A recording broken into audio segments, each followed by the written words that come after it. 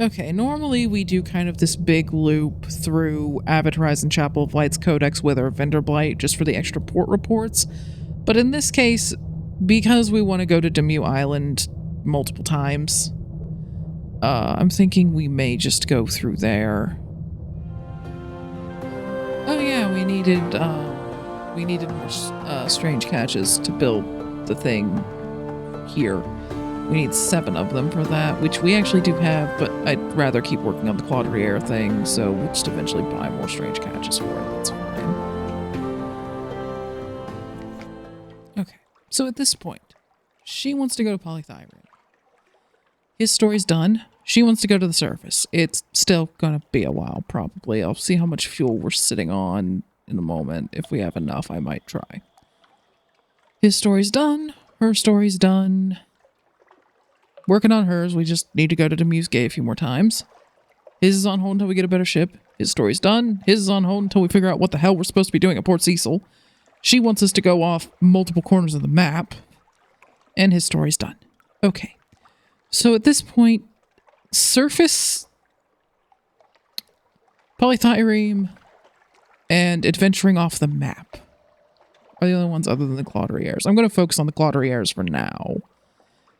Might see about venturing to surface. How much fuel are we? 17. Not good enough. Yeah, we have too much hold space being taken up by the strange catches and such to go up there right now. We'll deliver this tomb colonist up to Venderblight and maybe just do a northern circuit at some point soon.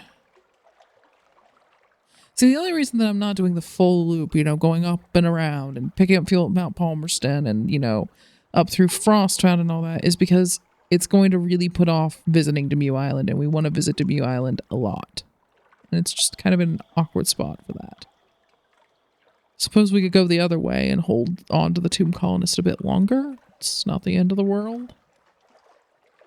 Yeah, that would make the most sense. So, go through here, Demuth Island, Polythyrene, Port Cecil, Con Shadow for fuel, at least a bit of fuel. Then up through the Khanate. I think we need to visit them. There was something that we heard something about a spy from up there in Anth that we might want to pursue. And then from there out to Frostbound. Possibly stop in Irem to get even more strange catches if we can jam them in the hold to build the thing for our study. And then back through Frostbound again for more stuff. Undercrow, Anth, Mount Palmerston, Northern Circuit. Okay, that would make the most sense. Alright, let's see what the Relics and Antiquities one was.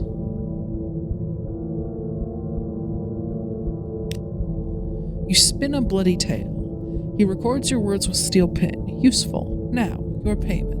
He opens a polished suitcase. You glimpse sheaves of official documents written in Presbyterian script, stamped with an ornate crest showing a horse, a bull, and a stag. The case clicks close. He hands you a rosewood box. The finger bones of a murderer who killed 5 puzzle kings in the age before Nida rose. In addition, the flint knife he slew them with, and the intersecting device fragments he took from each. Unfortunately, the 6th piece, the murderer's, is lost. So, for 5 outlandish artifacts, an ambiguous eolith, and a lamentable relic. Okay, got another autopsy to watch at Station 3. The Confessor. This one's a priest with a white collar. Borrowed secrets. This one doesn't have just one sphere, but dozens of them, the size of a pebble or the size of a grape. They grow around his ears from where he spent his life listening. They grow under his tongue. None of them please the acolyte. She drops all the black nodules into a sieve and picks through the collection with tongs, but in the end she throws them all away. Summons to the low building. The acolyte sends you a message requesting assistance with a difficult autopsy. The message emphasizes silence and discretion. Find out what she wants. Perhaps there will be something in it for you. A locked coffin. The coffin is banded with iron and triple locked. Leave for the chief, it's labeled. The austere acolyte is standing over it with a crowbar and a fixed expression. She breaks the locks and pries off the lid. The body inside is her own, or rather, it has her nose, her cheekbones, her long fingers. Its hair is longer, and something about its eyes make it appear more dissolute. But it is, or at least it could be, her twin. Her death was my fault, says the acolyte bleakly, so of course she's come back to me. The unbound knot. The growth is not in such a difficult place that she has any difficulty finding it, but the acolyte works slowly and grimly. She talks angrily to the corpse. She talks to it about their childhood together. She calls it sister. She resents it for dying, considers it careless, but also blames herself. The metal ball is lumpy and hard under the breastbone. When the acolyte gets to the center, she pushes the ball towards you. As an afterthought, she lets you borrow her goggles as well. The secret, when you can focus enough to make it out, is this. The austere acolyte's twin was not her twin, not her sister at all. The acolyte never had a sister. This being took up wearing a mirror of her face early in her childhood. It was drawn by her early promise, by the likelihood of her success. I'm more inclined to tell the truth, thanks. What a relief it would be to know she wasn't to blame for her sister's death.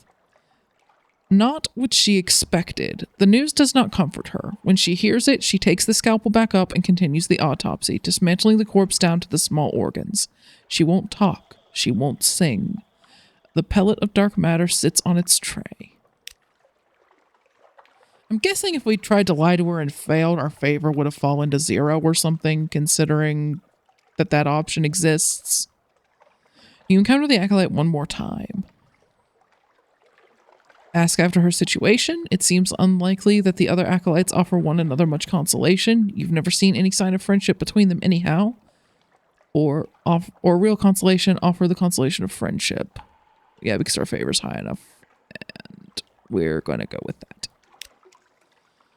Long into the night, she visits you aboard the ship, and you talk for long hours. It is lit only by the jar of phosphorescent beetles. Her stories cover many incidents, past and present. Many famous people she attended while she was still a practicing doctor. Certain details of rubbery man anatomy she found astonishing. You and she will never speak like this again. You are leaving, and she does not expect to be on the island by the time you might return. That's what makes it so easy to talk and so comforting. Okay. Gained 1 secret, 2 hearts, and a dream in red. This is a chapter of the Crimson Book, that notorious compilation of love stories long sought by the masters of the bizarre. So we can still exchange long boxes here. We'll see if anything else happens by the time we return, but I think we may have completed the main story here.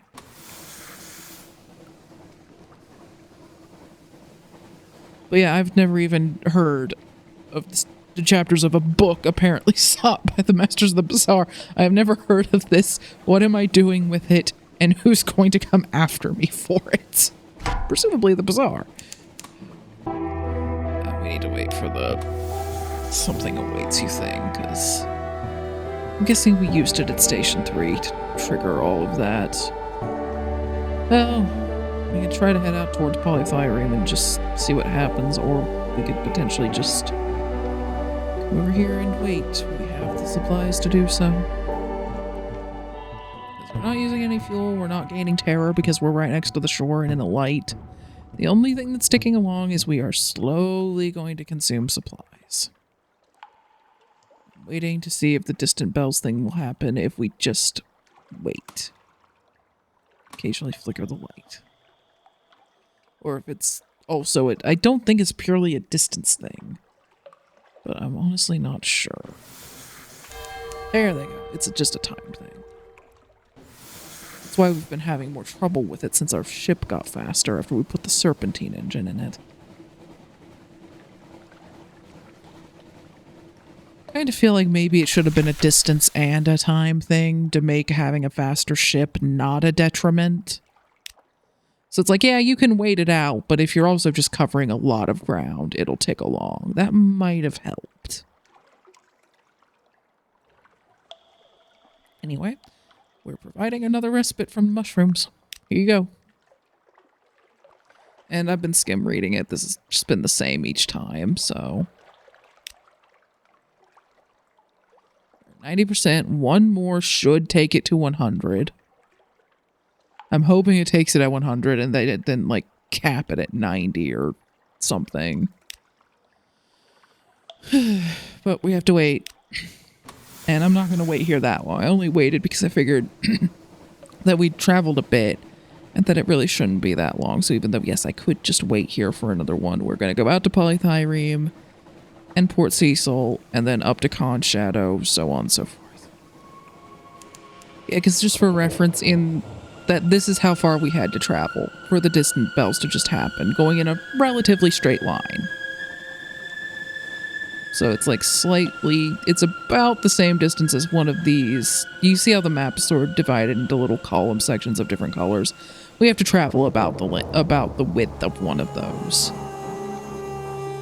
if we're going in a fairly straight line. Oh yeah, we had the Polythyreme exile who wanted to come back here after the Anthean crystallization went wrong. Deliver the Polythyreme exile. He stands on deck and cannot look away from the shore. At home once more. At the shoreline, the Polythyreme exile plunges his hands into the damp mud and scrapes. When he comes away, his palms already look more like clay. Take a few days, he says. Itchy, but it will go back. He gets a box out of his traveling chest and offers it to you. Some things I got from the bone men at Anth. They thought they were stronger than me. They were wrong. Gained a secret and 5 lamentable relics. Cool.